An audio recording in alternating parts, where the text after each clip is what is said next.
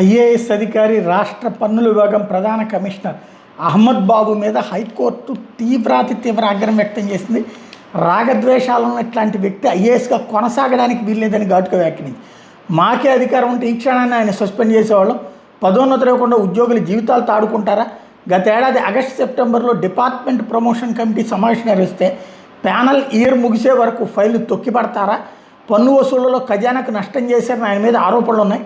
తీవ్ర ఆరోపణల నేపథ్యంలో ఐఏఎస్గా కొనసాగేందుకు అహ్మద్ బాబు అర్హుడా కాదా అనే విషయం మీద కూడా విచారణ జరపాలని కేంద్రాన్ని కోరతాం.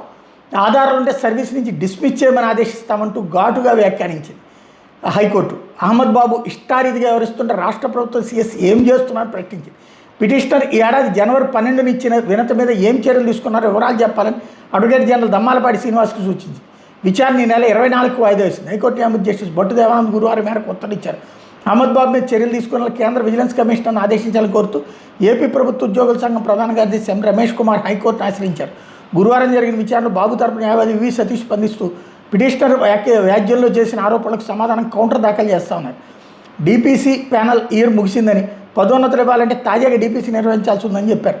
గత ఫైల్ను తొక్కిపెట్టి తాజాగా డీపీసీ నిర్వహించాలంటారని న్యాయమూర్తి మండిపడ్డారు. అర్హతలు ఉన్న వాళ్ళకి పదోన్నతులు ఎందుకు ఇవ్వరు?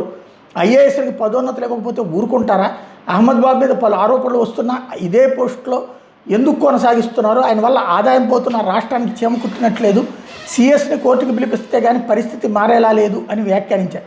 మధ్యాహ్న భోజన విరామం తర్వాత జరిగిన విచారణలో ఏజీ దమ్మాలపాటి శ్రీనివాస్ వాదనలు వినిపిస్తూ అహ్మద్ బాబు మీద పిటిషనర్ కేంద్ర ప్రభుత్వానికి వినతి సమర్పించారని, దాని మీద చర్యలు తీసుకోవాలని ఆదేశిస్తే అభ్యంతరం లేదన్నారు.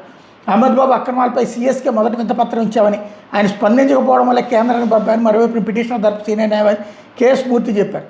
అహ్మద్ బాబు న్యాయవాది స్పందించి సూపరింటెండెంట్ గ్రేడ్ 1 స్థాయి పోస్టుల పదోన్నతి మీద డీపీసీ నిర్వహించలేదన్నారు. బాబు హయాంలో 356 మందికి పదోన్నతి కల్పించారన్నారు.